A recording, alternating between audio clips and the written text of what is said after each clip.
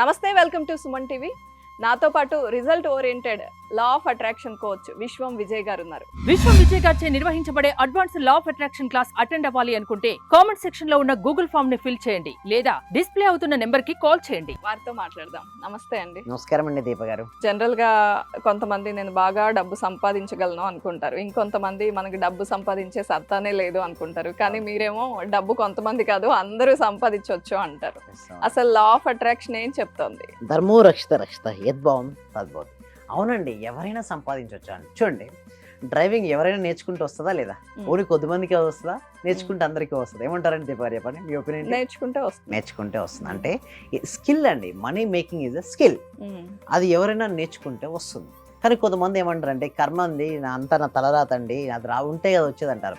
But అది కూడా మార్చుకోవచ్చు అండి. కర్మ అంటే ఎప్పుడు కూడా లా ఆఫ్ అట్రాక్షన్ చాలా మంది ఏం చేస్తారంటే కర్మ సిద్ధాంతానికి వ్యతిరేకం అంటారు. లేదండి, సరిగ్గా అర్థం చేసుకుంటే కర్మ సిద్ధాంతము లా ఆఫ్ అట్రాక్షన్ చెప్పేది ఒకటే. కర్మ సిద్ధాంతం ఏం చెప్తుంది? మనం ఏదైతే ఇస్తామో తిరిగి పొందుతాం అంటారు. ఇక్కడ లా ఆఫ్ అట్రాక్షన్ కూడా ఏం చేస్తుందంటే మనం ఏదైతే ఇస్తామో తిరిగి అదే మనకు వస్తుందని చెప్తుంది.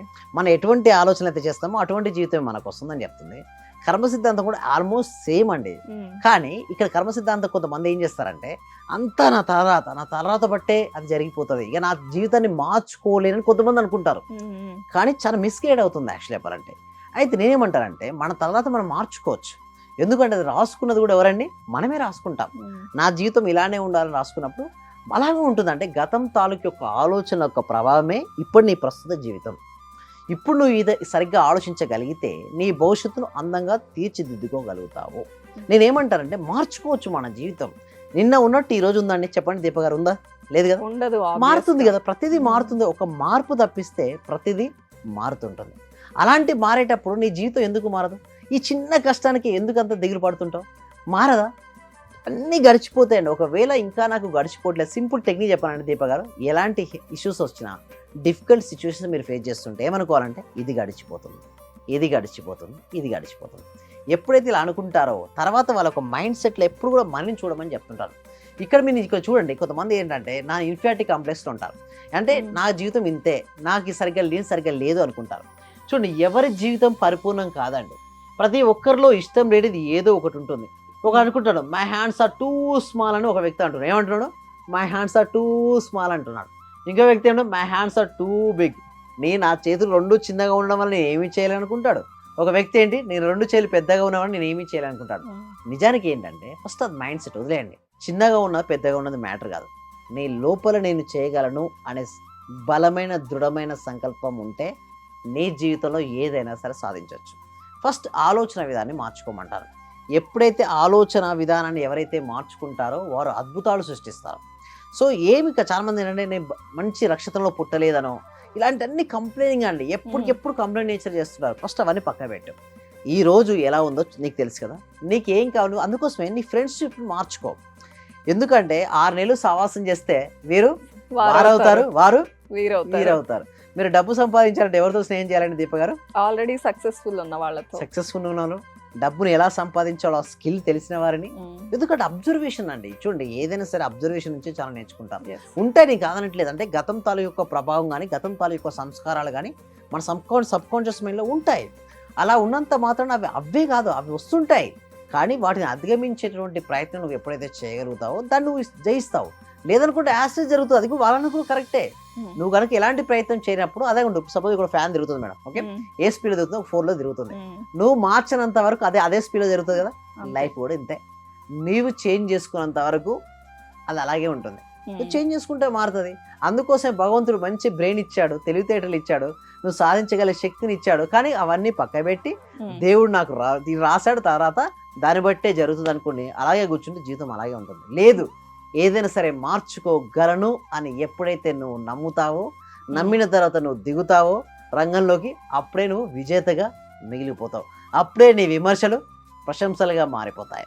నీకు గౌరవం వస్తుంది, ఇంట్లో ప్రశాంతత వస్తుంది, బయట గౌరవం వస్తుంది, జీవితం అద్భుతంగా మారిపోతుంది. ఇక్కడ చూసినట్టయితే ఇంకొక స్లైడ్లో చూడండి మేడం. సో ప్రతి స్లైడ్లో మీరు చూసినట్టయితే కొంచెం ప్రతిదీ లా ఆఫ్ అట్రాక్షన్కి అవినాభావ సంబంధం ఉంటుంది. ఇది చూస్తే సంతోషం అనేది ఒక మానసిక స్థితి. నీ పరిస్థితులకు నువ్వు ఎలా స్పందిస్తావన్న దాని మీదే నీ సంతోషం ఆధారపడి ఉంటుంది. ఇక్కడ చూస్తే ఫస్ట్ వచ్చిన వాళ్ళు ఉన్నారు, రెండో వచ్చిన వాళ్ళు ఉన్నారు, మూడో ప్రైజ్ వచ్చిన వాళ్ళు ఉన్నారు.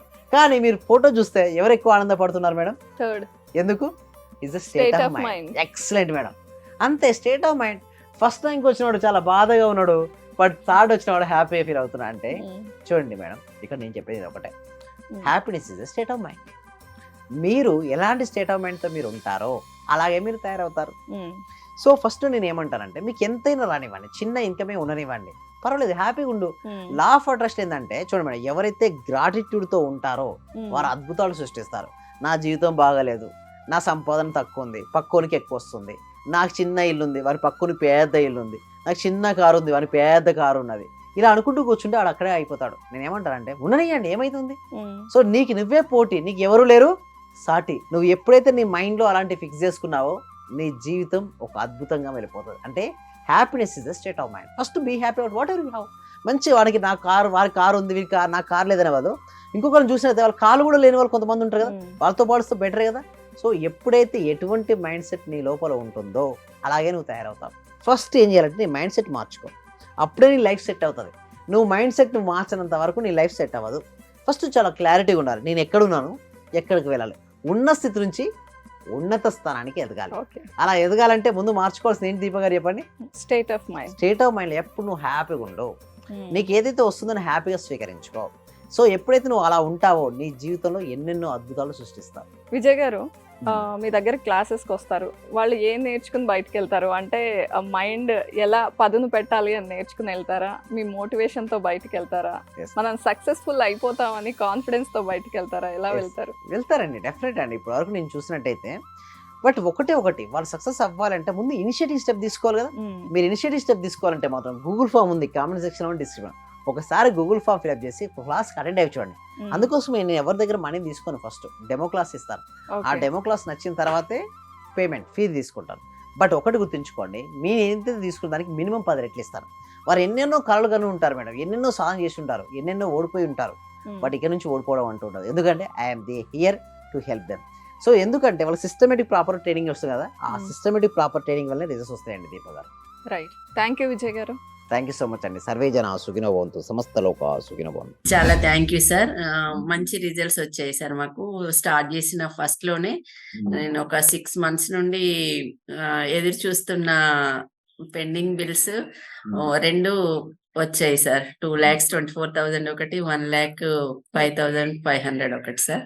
నాకు చాలా హ్యాపీగా ఉంది. అంటే యాక్చువల్ గా నాకు ఆ టైంలో చాలా అవసరం కూడా. అది కరెక్ట్ టైంలో నేను ఇది స్టార్ట్ చేసిన 2 days కి అనుకుంటా సార్ నాకు అవి వచ్చేసి నా అకౌంట్ లో క్రెడిట్ అయినాయి. Thank you sir. నేనంటే ఇంత అనుకోలేదు సార్. Thank you sir, thank you so much. Thank you so much అండి. Thank you so much. అంటే నమ్మకంతోనే స్టార్ట్ చేశాను, కానీ ఇంత ఫాస్ట్ గా రిజల్ట్స్ ఎక్స్పెక్ట్ చేయలేదు సార్. Thank you sir. Thank you so much అండి సత్యవతి.